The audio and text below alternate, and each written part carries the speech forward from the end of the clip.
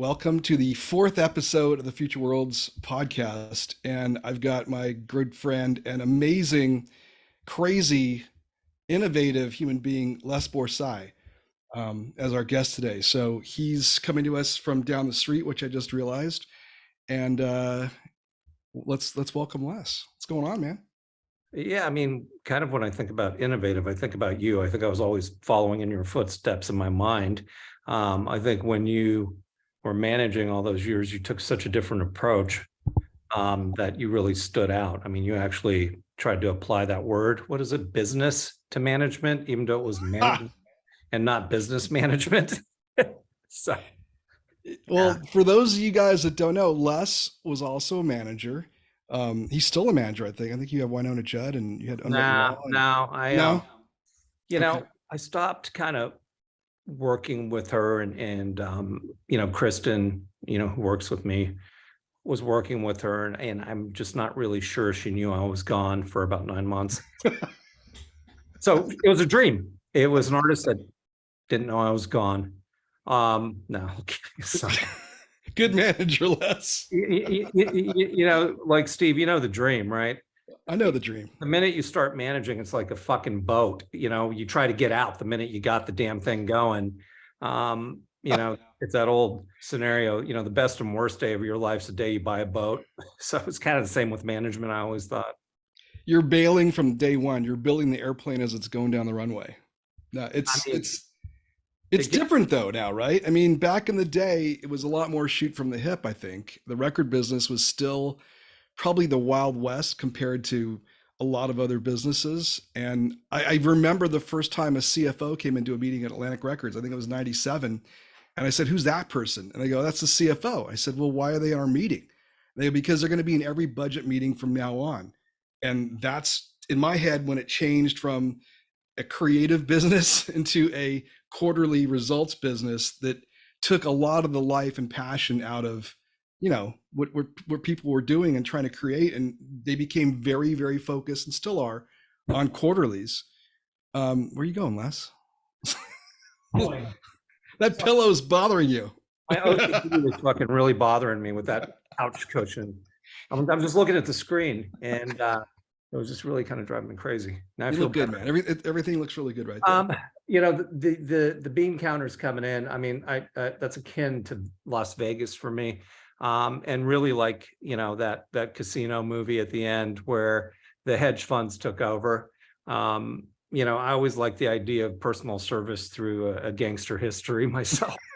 um, Hedge funds look at the numbers. CFOs at record companies look at the numbers, and I mean, I guess for me, when we take a look at kind of everything that's evolving now, the real kind of creative comes from, a younger generation. When you and I got into the music business, we were young guys. And, when we think back on kind of the really, great leaders in the music business, guys like Richard Branson, I mean, he started out smoking weed and bean bags, in a record store, Yep. that was called Virgin. And, he ends up, building airlines. And I think, the incumbents forget that youth drives innovation. And So speaking of youth, I think you and I had similar upbringings in Orange County, at least. And I was in a band. I think you were in a band. I think we played, places like Goodies and the Golden Bear and Fenders and Spats. And there was really not much of a musical culture there, because for those who don't know, Orange County is kind of a suburban bedroom community to Los Angeles. And you had to find a place to play. The people just didn't want kids out. You had Radio City in Anaheim, I think, right? And a place called Jezebel's. And yeah, so I was different than you. I wasn't in a band. okay. I went to the Golden Bear. I remember seeing Fishbone there. It was one of the best shows I've ever seen, I think, when they were young. Yeah. I went to Fenders, that whole mod scene. Radio City, I remember that. But I mean, for me, it was like Circle City and Nightscape and like the nightclub scene. It was just more dirty and gritty. I wasn't into the band thing that much, but yeah, Goodies, all that stuff, Licorice Pizza. I mean, there was like a million of them. But those weren't the things that influenced me. I mean, I think going to these weird late night goth clubs are the thing that did it for me, and the equivalent in LA, clubs like the Odyssey, um, you know, and I didn't go there a lot, but my friends had gone there a lot. And, that kind of really just segued into things like Oscos and Plastic Passion, God, Oscars. Gert Box, and, all those early clubs that I think really crafted, the imagination part. It was either that or the acid, but something did. And then you were doing raves, right? You were booking warehouses, and I did a couple of those too. I remember chartering buses up Yeah. to Matamawang's West and we get these 47 passenger buses that would cost $220 for 4 hours. So we'd run them from 8 to midnight, and we get two of them, and we put kegs in the back and charge our friends $5, and we have 100 kids up at Madam Wong's, which on like a Wednesday or Thursday night was a big deal. And then we would play, and then we would be done playing because we had the bus back by midnight. Everybody left the club, and the other acts were like, "Where'd those 100 people go?"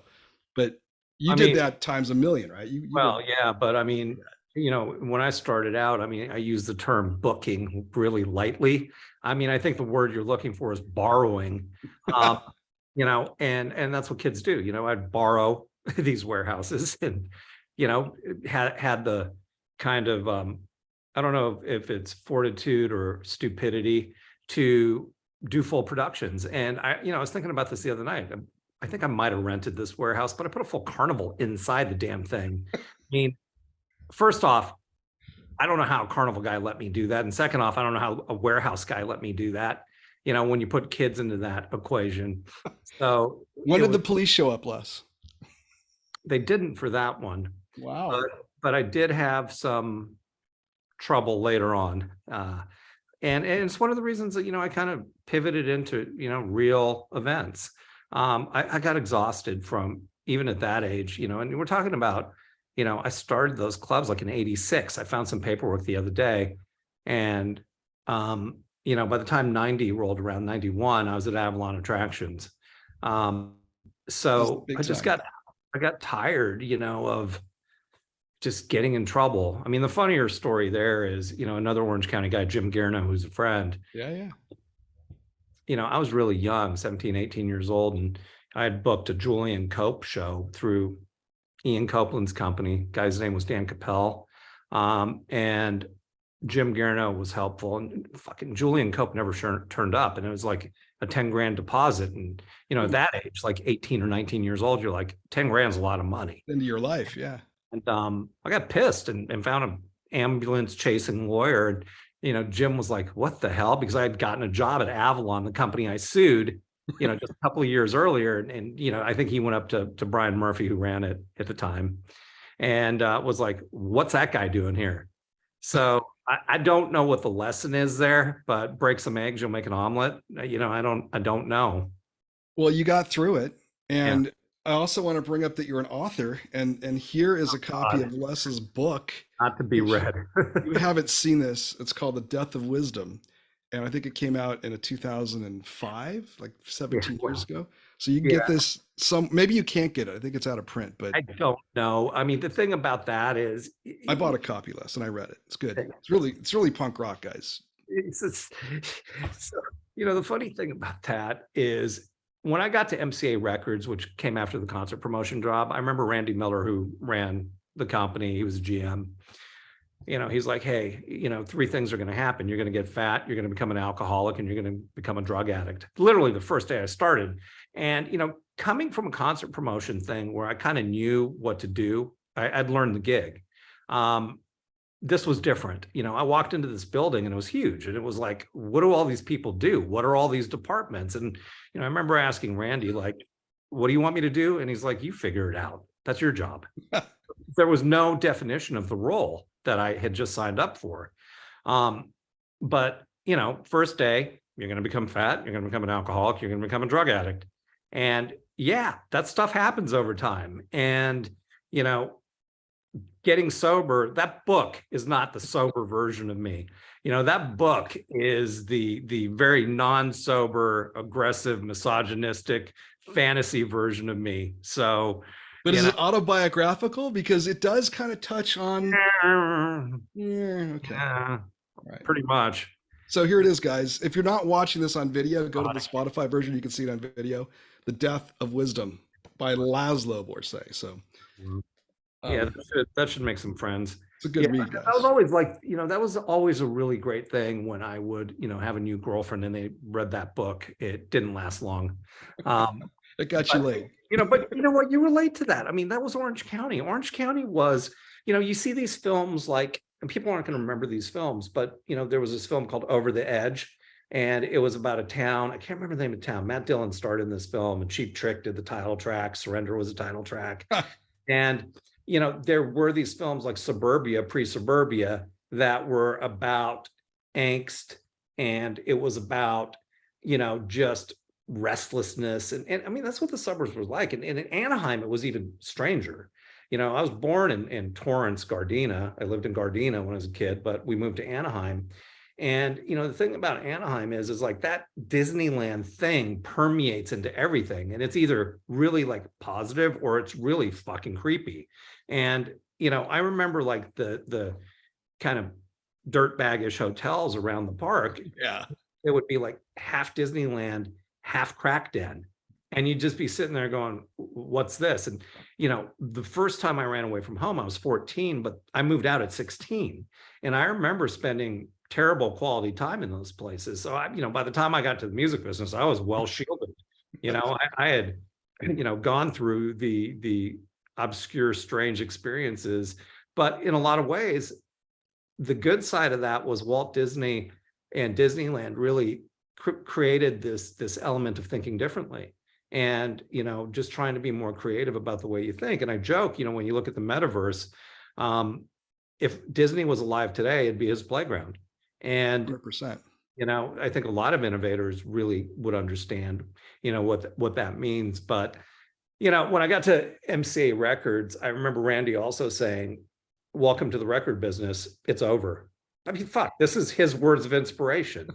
And I'm 23, and it wasn't over. They still spent money. And when you go back to what you started the podcast with, that component of CFOs running the business, well, Glenn Lejeski didn't bow down to any CFO. If you remember Glenn, like this guy threw a party. It was Joe's stone crab being flown in, and caviar. I remember by the time I left the record business or music business, I mean, you were getting taco trucks if you were lucky at a Grammy party. It No, was, it's the truth. We got, we were lucky enough with the STP guys to get the jet. yeah, And I remember the first time, and the band had no idea. I mean, they wanted to smoke pot. We were doing they wanted us to book I know what it was. We had a show in San Diego State, 5,000 seats or whatever. It was early. And they go, we want you guys to do the MTV Music Awards. I said, well, but we got a sold out show. We've already, tickets are sold. It's done. They go, but we have to do the MTV Music Awards. It's big. I said, I get that, but we have a commitment. They go, what if we got you the jet? I said, oh, you have a jet? It turns out they had, four of them. I said, sure. So if we're clear by, I mean, that show started taping at 5. We'd be out of there by like 6:30 or 7. Be at Burbank Airport by 7:30. It's a 15-minute flight down to San Diego. We could be on stage by 9. I said, we can make that work. So we get to we get done with MTV. We get to the Burbank Airport, get on the plane, and the pilot comes back and goes, who's in charge? I go, that's me. He goes, this plane's not flying today. The engine's, something's wrong with starting the engine. I said, the whole reason we're here is because we need to get to San Diego. And then he comes back, 5 minutes later, we got it fixed. Cool. One of the band members, like, he goes, I'm gonna like smoke a joint. I said, you can't, it's 10-minute flight. You really have to light up. And the guy comes, one of the pilots came back again in the middle of the flight over Orange County. And he said, this plane is going from here to Mexico. And if there's any illicit drugs or anything on this plane, it's going to get stopped. They had to stop at Brownfield in San Diego to clear customs or whatever. If there's dogs that come on and they impound this plane, it's on you guys. I was like, all right, guys, just chill out. It's 10 more minutes. Let's land. We get down there. And I don't know if you remember Pamela Juan. She was the radio rep at Atlantic. yeah. And she wanted so bad, Pam, I'm sorry if you're watching this or hearing this later, but she wanted so bad to be in that plane. And band just didn't want her on the plane, right? It was their first time on a private jet for the label, and I went up to Doug Morris and I said, you know, you're a promotion person, we love her, but she really wants to be on this plane. And he looked at me and said, Steve, it's your plane. You control who goes on the plane. You don't want her on the plane, she's off the plane. I said, all right. And so she was a little pissed off. We land, and the band knew she wasn't on the plane, obviously. And we get in the car, and she's sitting in the car. And I remember Eric Kretz, the drummer, was sitting. It was a limo. And we were on either side of her. She was in the middle. He was on one side. I was on the other side. I said, Eric, wasn't that a great flight? And he looked at me. He's like, that was the best thing we ever did, Steve. And she just was like, anyway, little airplane joke. I mean, at MCA, I remember going to see, this is crazy, some band called the Nixons in Oklahoma. And I got to go on the private MCA jet. And, you know, I think I was on that MCA jet a couple of times. And at that age, you're just like, what the hell? Yeah. You know? And it was just, you know, that kind of ruined me. It's like, oh, oh, this is it. But, you know, I mean, starting out with that whole kind of recklessness and punk rock attitude of like doing raves and idealism, you know, it's like where I ended up. You know, everything in the middle hurts. Like I got a lot of experience, but you know, it's you know, I finally figured it out, like doing things for the right reasons and not chasing the dough. It's a lot more fun. And you know what? If you're trying to be innovative, you usually get to the dough. But things like that MCA jet experience kind of ruin you. You're just like, oh, well, I'm gonna go do more of this. And you know, it's not reality, you know, with corporates like that. No, well, and not anymore. And I think people are, you know, when the CFOs start to come to those meetings, that stuff goes away pretty quickly. And nobody had cell phones, nobody had cameras, right? None of the stuff that went on that you and I saw was ever recorded. And if it was, we'd be, you know, I don't know about you, but well, probably you. I don't know about me. Somebody would be in jail. We'd be in trouble. So I mean, all right, so you go from that, you go from this it's not, this yeah. I was gonna say it's not jail, me too, for sure. You for know, sure. I mean, You go from that, and then I think I remember the last office I saw you at was at the firm, which was the oddest building. I mean, it was like you walked into this office and there was a reception counter that went on for probably 20 feet. Remember that on one side? And then your office was back in the corner, and it was this super cool, super chill space. And then you were out of there, and then all of a sudden I look up and you're running like Ripple, or you're running. I mean, you were it just wasn't that at all. So what just happened? like that. You're Boom. missing a couple of steps.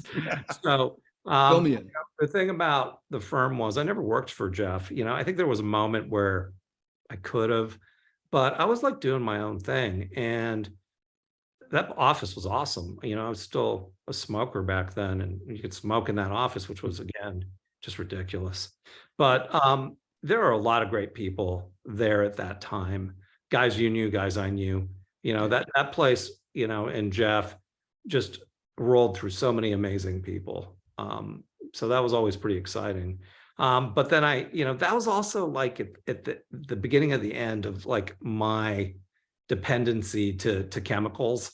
You know, that was probably 2002, 2003, maybe right around there. And, you know, you know, after that, I managed, you know, we did this thing where that was actually right after that, I did another management thing with guys like Blaine Kaplan, and John Phillips was kind of involved, I think, but Blaine definitely was. And if you remember Asif, who did the Yeah Yeah Yeahs, and I was still managing bands like the Burning Brides and, you know, the Icarus line. And Right. so there's a long gap there. So, you know, after the management stuff, I just got tired of artists again.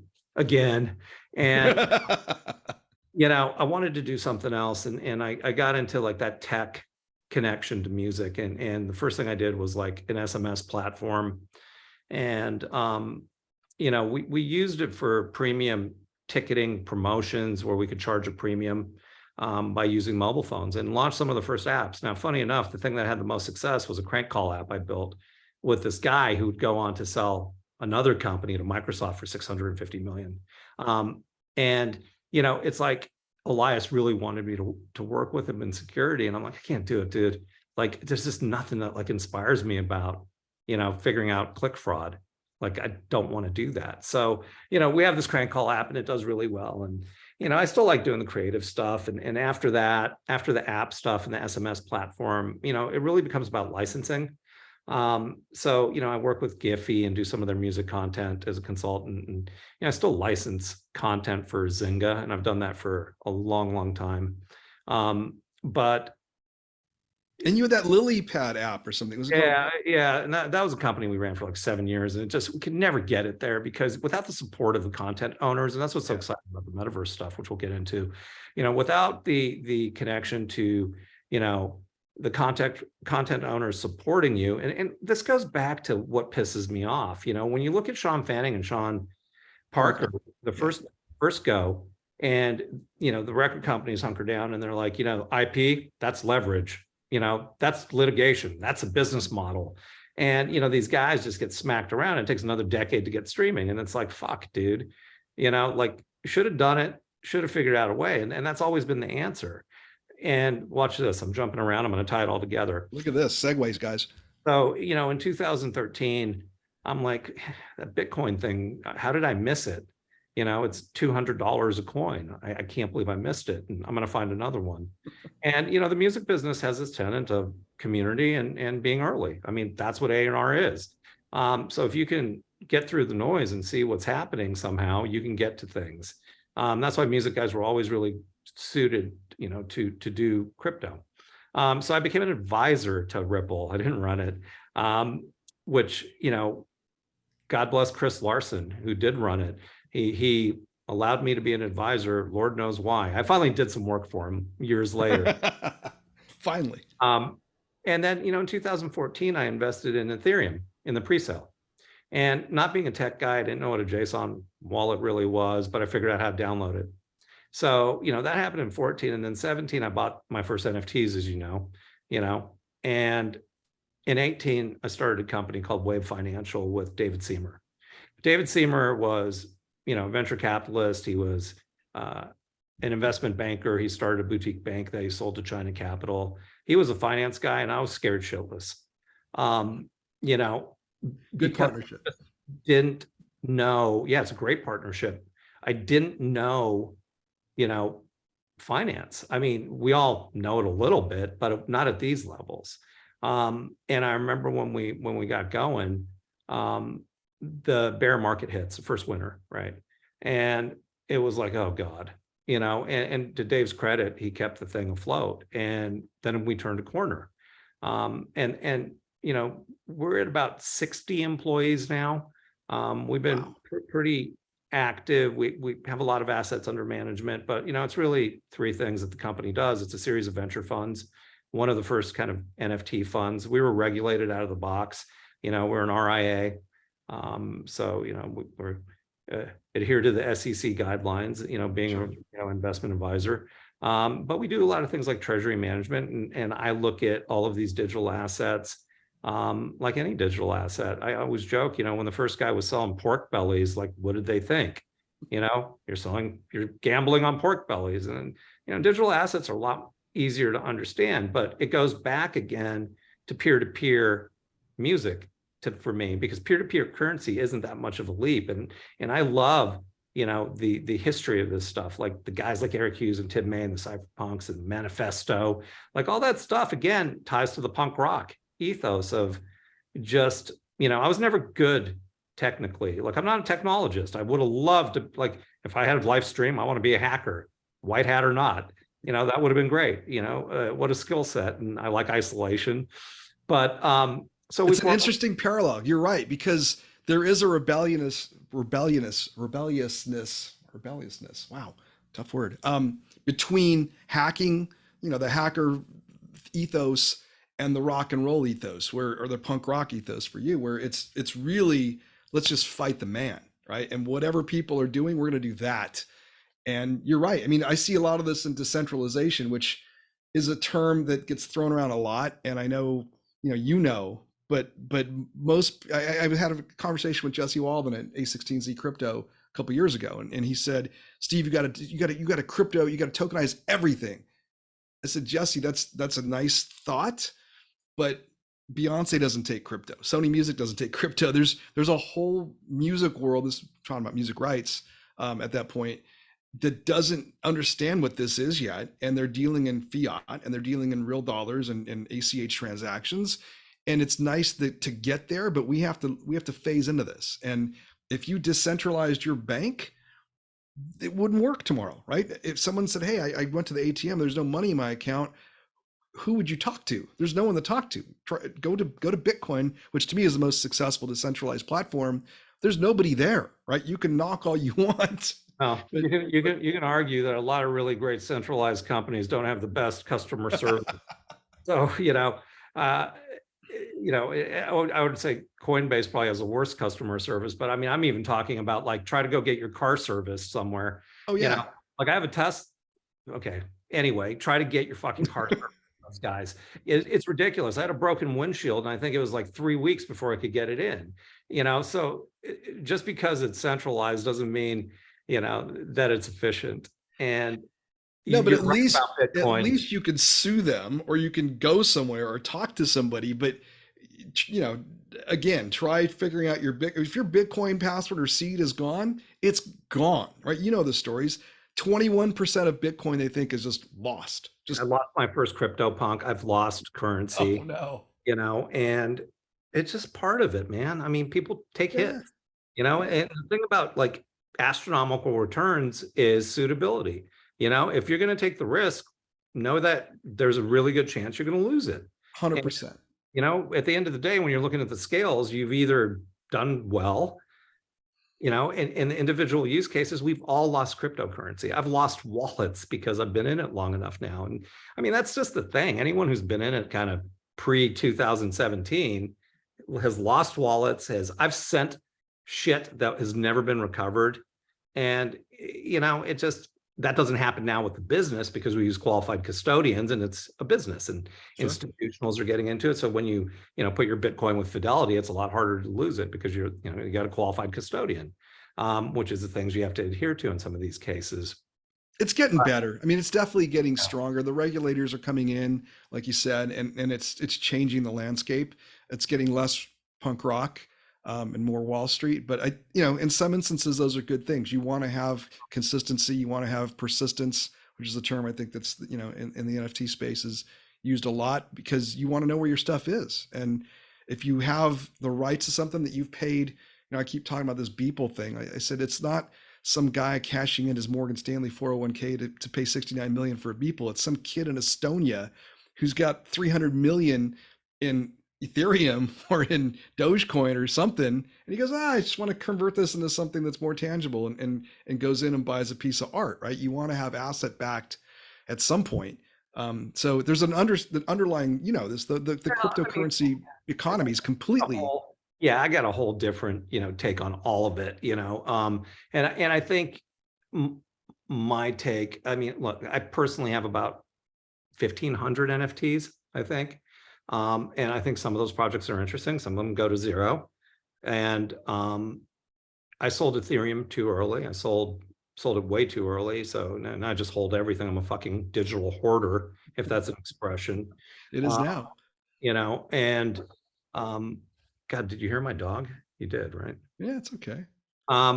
So the other side of that is the company and the NFT fund, we have a lot of blue chip NFTs, but what I like is the way it's all kind of interconnected. Again, there's this line in my head that goes, do you remember that picture of Robert Plant and Jimmy Page getting on their private jet? Yeah, of course. In their 20s. And then, you go to the tech guys, right? And now they were the rock stars in the beginning because we were there for Web 1, we were there for Web 2. Now it's this younger, I don't look at it like, our boy from FTX. I look at it like these young innovator guys. And the distinction is that real life is not the same. I'm sorry, real life, the dog's distracting me. I'm going to put him out in a minute. Real life, to these kids is exactly the same as a metaverse, and there isn't this distinction. So it gives them the ability to pull from Web 2 into Metaverse, Web 3, And those things kind of function together now. And when we talk about like innovation and wealth generation, you know, regardless of the market we're in right now, it's still happening, you know, and there's guys out there like Gabe Layden, who you may know or not know. No. He created a company called Machine Zone, went away for a while, came back and did this thing called DigiDoku, which is a new thing. And, you know, he put a new burn model together with airdrops. And it's just really interesting, you know, to see what these guys are innovating now. And the other thing is, you know, with the music business is a parallel. It was hard for record companies to pivot, right? But they own the IP and it was okay. So when we take a look at the pivot that's going to happen now with game companies are either going to get into this Web3 ethos or they're going to stay doing what they've been doing so they don't kind of corrupt the audience they have and kind of ruin it, because pure gamers don't really love the whole digital currency angle, but that's the Web3 ethos. And, you know, so it's going to be interesting to watch the pivots and see the emerging companies that are really, really successful. And what this really comes down to, in my opinion, is CCO. And, you know, when we talk about Creative Commons and we talk about rights, you know, I bought a full circle Big Three basketball team from Jeff Quantnitz and Ice Cube. And I didn't really buy it because I thought it would be the greatest investment on earth. I was interested in underlying rights. So I get this team, and in the same day, I buy a Bored Ape. And I put those two things together, and the jersey for this team is a Bored Ape jersey. I was able to do that in a day. If you wanted to go get a trademark for the Stone Temple Pilots and a logo, how long would that take you? 6 months, a year, yeah. Yeah, okay, well, it took me a day. So let's take that to the next step. Well, what if we can earn with these digital pieces of, you know, currency or otherwise, and they're now tools, and they move into like play to earn, for instance. In the Philippines, YGG is this amazing company. I'm sure they have their challenges. Everyone has their challenges, but you know, they would give NFTs to the community, and there's a lot of poverty in the Philippines, and the company would split the rewards after they give to the community. And I just love the idea of that for inner cities.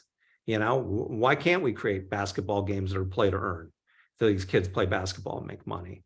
And when we expand further with the rights component, you're creating greater margins because you're not dealing with this archaic view of how I should license through a telephone, which is what most major labels do and publishers do.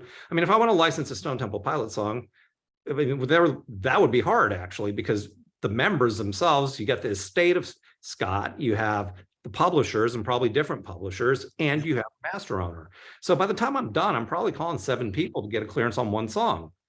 You know, isn't it easier just to be able to use it? Now, the thing that's interesting and why I think it's all going to change is legacy is not something that these kids care about, Gen Z in particular. What they actually care about is creation.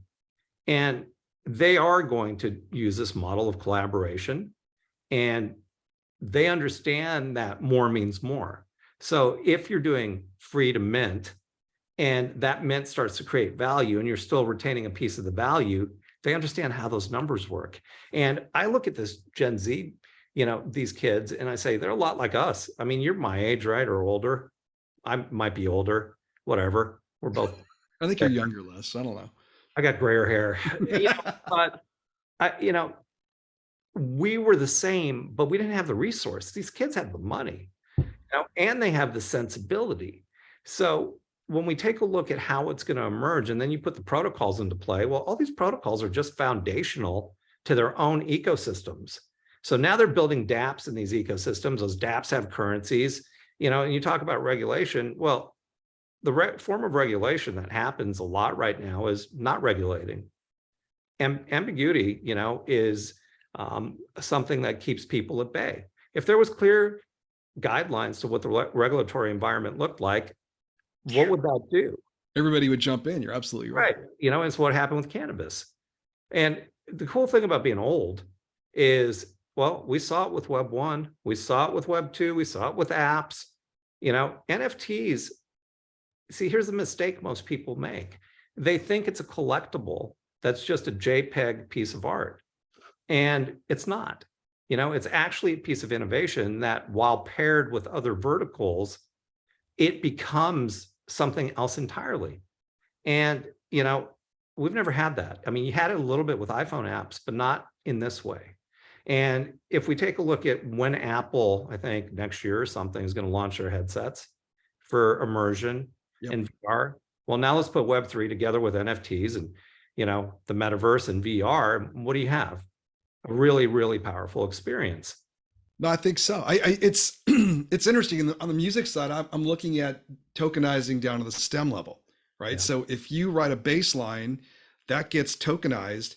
Once you assign a value to it, and it's embedded in the smart contract, anywhere that bass line's used, anytime in the world, anywhere. And Yeah. now my argument is 99% of music's played through DSPs. They can track. They know exactly who plays that, where that was played, right? So assign a value. It's 0.000002 cents, and then anybody can use it, right? There's no licensing chokehold anymore. There's nobody saying, "Hey, I'm the gatekeeper in charge of this song." No, I'm allowing anybody to use it if that's my choice. And if it gets used in some kid's video in India, I'm getting 10 cents. If Jake Paul runs it on YouTube, I'm getting $20. Whatever it is, it's pay to play, like you said, but it's being done in a transparent manner. I think the collection points could be the DSPs. There's no reason we have the technology today to do this right now. I mean, just the powers that be are not letting this happen, but eventually you're going to see Well, instances of you're not this. going to have a choice because what's going to happen Yeah. is, you know, it's going to happen.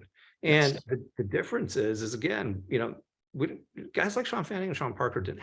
They might have had a little bit of resource at the time they were doing Napster, but they didn't have the resources that these kids have. And you know, the cat's left the bag, I guess. You know, when you take a look at just how wide the underlying foundational stuff is for cryptocurrencies. You know, when you look at the layer ones, layer twos, you know, you start to look at you know, just everything that's being built and what that actually means. I mean, you go to Art Basel, it's just NFTs.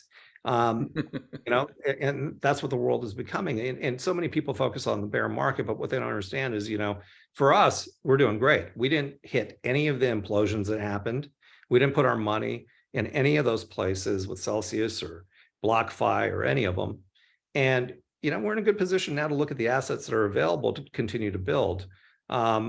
So I feel really fortunate about that and what we've been able to accomplish. But like the exciting thing to me, like if I didn't have to do the finance stuff, scratch that. I love the finance stuff. Finance stuff never calls you in the middle of the night and says, my drummer's in jail. Right. I've yet to have you know, some financial product give me a call. But you know, the creative stuff is what I'm really, really interested in. You know, we're doing this movie with CoinDesk. That's super exciting. You know, so what I was going to say earlier is when we think about the narrative of all these worlds together, you know, I had a CryptoPunk, I bought Artifacts virtual sneakers. Those virtual sneakers, you know, I got huge offers. I paid like $3,000 for these virtual sneakers. Like, you're crazy. I can't believe you paid $3,000 for those sneakers. You know, and at one point I got offered 140 grand, not long after I bought it. And I didn't sell it, you know, I just held. And because I'm, you know, a digital hoarder, but, you know, so I held and I ended up getting 6 Murakami Clone X's. So, and the airdrops continued and 2 of them were Murakami drips. So there were huge value to these things. Then I ended up buying a Murakami from Gagosian. That's a painting of an NFT. So all of these things happen at the same time, independently of each other. Yep. That's the crazy part. It's like Gagosian didn't talk to Nike. Nike didn't talk to Artifacts. Artifacts didn't talk to Larva Labs. You know, like all of this happens. There's so much, some of these big fashion brands, which blows my mind, Gucci, Balenciaga, I mean, they're in the space to the tens of millions of dollars. We're doing this conference, Futureworlds 2022, and I brought on Daria and Natalia from DressX and Dina from Diverge, who are Ukrainian women, very young, that are basically running digital fashion. I mean, Zuckerberg had them up at Meta the other day for their reveal. I mean, these are 20 somethings that are running the digital fashion business with major brands like Balenciaga and Ralph Lauren and everybody jumping in, because you got to wear something in the metaverse, right? Well, yeah, and they understand it. Look at what Tiffany did. If you had a CryptoPunk for $55,000, you could buy a necklace of your CryptoPunk. Guess what? They sold out in 5 seconds. Yep. And, you know, that's real money. Jay-Z just launched, Marcy Ventures, which is Jay-Z's venture arm. They did this thing called Lynx, which is a physical wearable for the metaverse. If people don't think that, the digital and physical, are going to collide in the metaverse, and there is going to be an economy that's built just from sales, that's the next step of this. And that's why, when you look at gaming treasuries, they're so massive. Yep. Companies Well, like Gala is reinventing entertainment. oh yeah. When you see the gamification of retail, right? And that's, I think, what we're talking about. When you're getting paid to shop, you're getting paid to try something on, you're getting paid to be an affiliate, to have your friend buy that same purse or whatever. That's where this is going. It's already going there. And you're going to see everybody become an influencer of some sorts. And it's a way to express yourself. I was saying that I had this, Dina was on my podcast last week, and I said, this is a better way to express yourself. You can go buy something and wear it down to the Starbucks, but this is a place where you can be in places where people will see you. You can be part of a tribe. We're talking to some guitar manufacturers right now about even having a guitar on you as a digital ticket to get into a metaverse concert, right? I mean, that's, now oh, I can just look at you and know the things that you're into and know the things that you're with.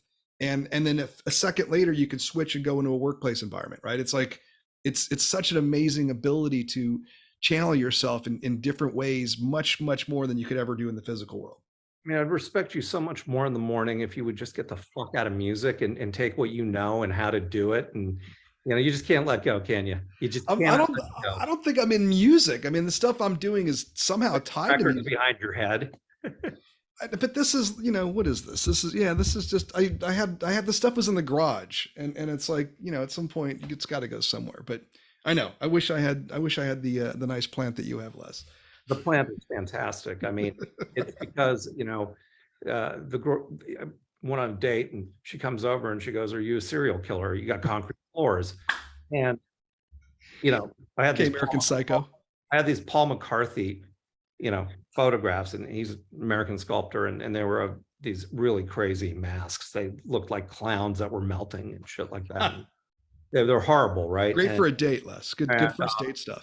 So I got a fucking plant, and because I needed to soften the environment. But I'm just saying, the music thing is hard. It's just always been hard because they make it difficult. It's not collaborative, and I never understood how necessary it is to be collaborative. And holding on to IP as leverage is just not right. That's not something that fuels the creative process. And until they change or something new breaks it down, my big banner to myself is AOL buying Time Warner. Like, I love that moment.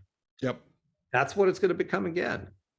Over and over again. I'm with you. And listen, we're jumping into the metaverse with 2 feet, and we'll plug the conference here. I mean, Les is going to be at Futureworlds 2022, and that came about as a way to build community, because we'll talk about this offline, but there's some projects that we're jumping into that we're talking to designers, engineers, people that are building actual physical and digital products and melding that world. And I thought, why doesn't everybody have a chance to network and get together in one spot? So, and it hasn't been done in LA. People are doing it online, but everybody's got a channel. And I thought, wow. And even this morning, I connected somebody that was has the ability to do geolocated digital products like vehicles with a big artist that I can't name yet, but who's got a deal with a physical car deal. And I said, can you build a digital version of his car? And he's like, hell yes. So that kind of stuff, like you said, happens every minute of every day. And I just wanted a place to have people come together and build something and talk and be able to collaborate. Like you said, it's a community. Yeah, that's the other thing that's going to be really interesting, because I have another prediction, and maybe I'm going to be right, maybe I'm going to be wrong about this. We saw the SEC fine Kim Kardashian for promoting currency. Sure. My guess is she didn't know shit about it. I don't know her, my guess is she didn't know. And so that was one of the things I think they did right. I think they don't do a lot right, but that's one of the things. And I want regulation, it's like, as an RIA, we want regulatory clarity. Of course. So, when I think about the artist culture, I'm not going to say the artist, I did a DeFi metaverse game. It was really the gamification of banking, and I did it with a hip hop artist. I put a hip hop artist in it, and those old models were, I want $1 million, I want 30% of the, and it's like, fuck off. Yep. And I said, you'll get some wearables. And this is like 2 years ago I did this, and the guy took the wearables, and the wearables ended up having a lot of value. And I think what we're going to see when we look at the influencer culture and we look at the artist culture is the impact of their numbers isn't going to have impact. Smaller numbers are going to drive more engagement. And you're going to see things like Lens Protocol, which is coming, which will be a different version of Twitter and Web3. And you're going to see these new things emerge. And guys that just name their company Meta for the fuck of naming it Meta, because no one will see through that. How's Libra doing? Yeah. Did I just say that? I gotta watch what I say. They're listening, Les. You're an advisor to a publicly traded company. Come on. And I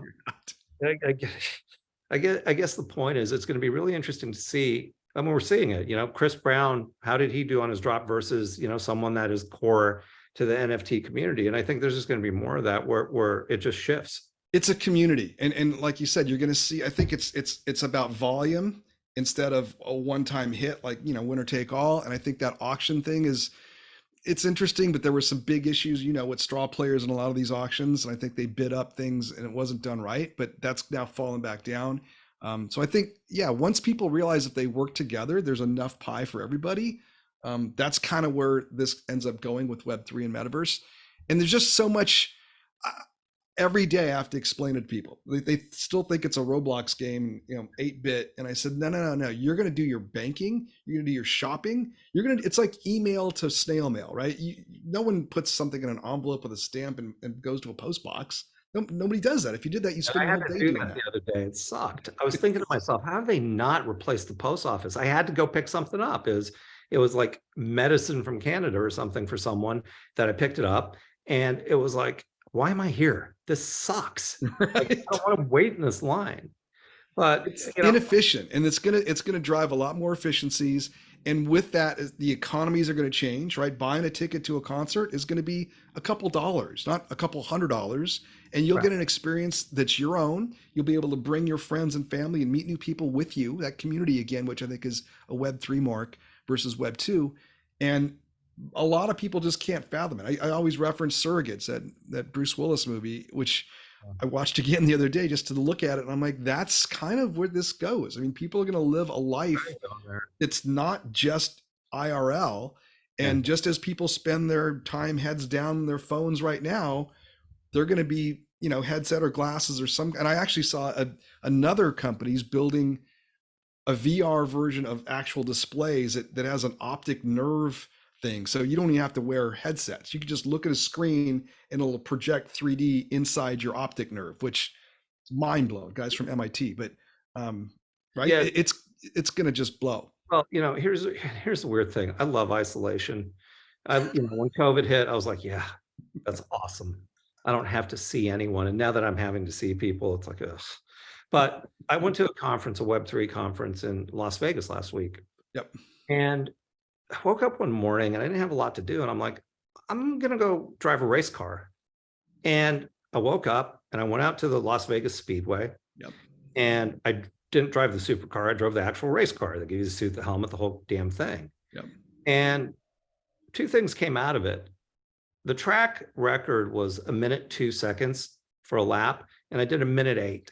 And they asked me if I wanted to go be a gentleman driver at a Lamborghini race. I'm like, I've never been on a track in my life. And they're like, well, the time was good. And the two things that came out of it was, wow, that real life experience was pretty great. Waking up, being fearless, just doing it on my own, And then I was like, I really blew it. I could have been a race car driver. Like I fucked up. Like that's what I should have done, because nothing represents my angst like going fast. So, maybe that's next. But all kidding aside, it reminded me of, what real life looks like, because you forget. And I just literally took a trip to Utah to this place called Amangiri, and it's on the river. I don't think there's a river. There's a little river there, I think. I don't think so. It's in Canyon Point, Utah, which, I mean, there might be a river. I missed it, but It's I southern Utah, right? Moab-ish. I don't have no idea where Canyon Point is. I honestly don't know, It's a but nice resort. That's all I know.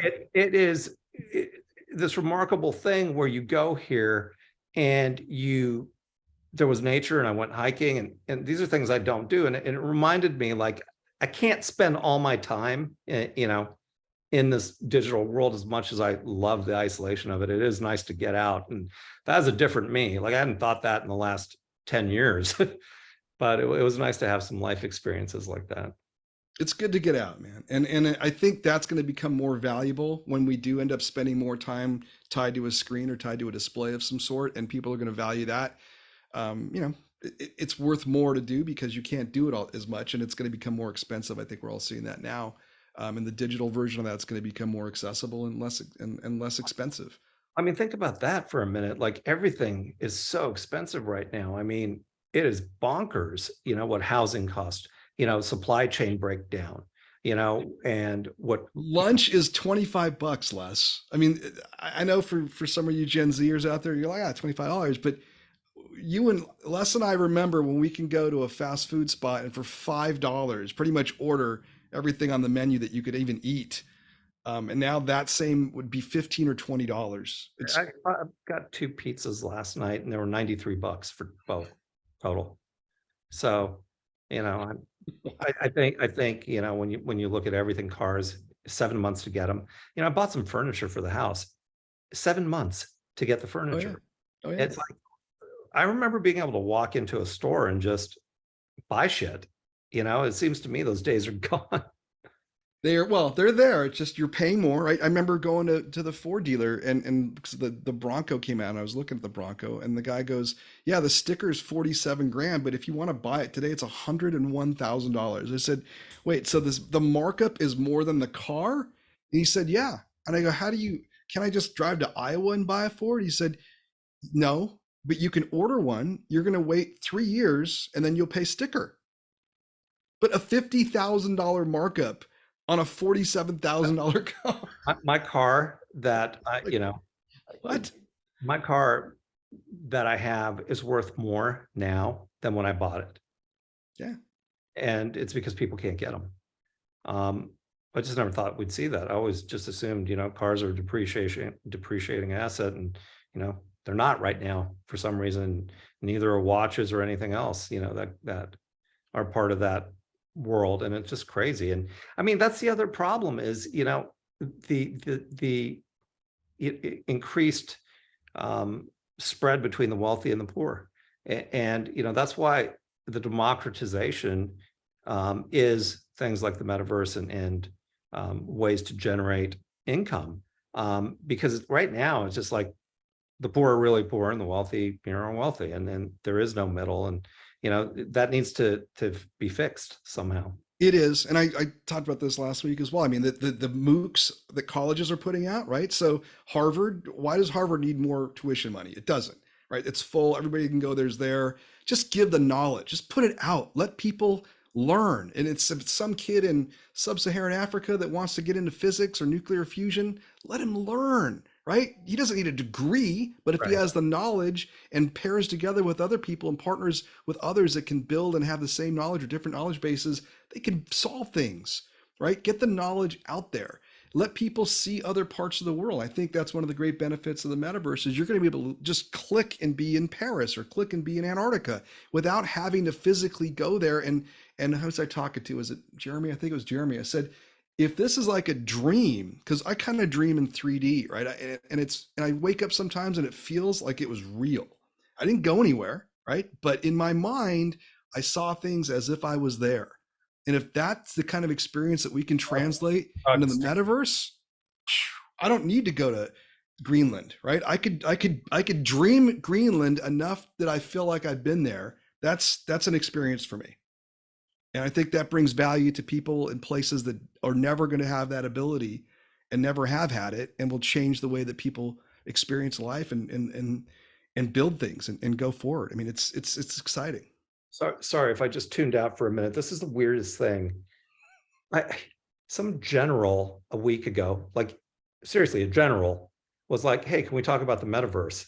And I'm like looking this guy's name up, like, "What's this next call that I got?" And it's like some general, and what the fuck? Like, I'm just a juvenile delinquent, or used to be, when I was young, and you know. So sorry, I I segue. got kind of the same call yesterday. We'll talk offline, but maybe it's from the same place. But No, man. it's a military based experiential platform. Yeah, I don't know. Um, Lieutenant General, Yeah, I think it's the same guy. what's his name? Uh, You well, can I you know can the edit it. co-founder. You can edit it I'm out. not going to edit it out. I can't even say the general's name. But in fact, let's cut this off. But let me just say one more plug. Les is coming to Future Worlds 2022. It's November 12th. It's in LA. Go to futureworlds.co, www.futureworlds.co. You could see more of Les or not, or you could wave your hand at him. You can ask him a question. You can get his autograph. November 12th, Culver City What are you Play talking Studios. about? Are you crazy? Autograph? What? You got CryptoPunks. Come on, you're famous. Everyone has CryptoPunks, right? All right, I'm shutting this off. We're going to talk for a minute. Hold on. Thank you so much, Les, for coming on. I appreciate you jumping on with me at last minute. But On. see you in 1 second. Stay there. I'm staying.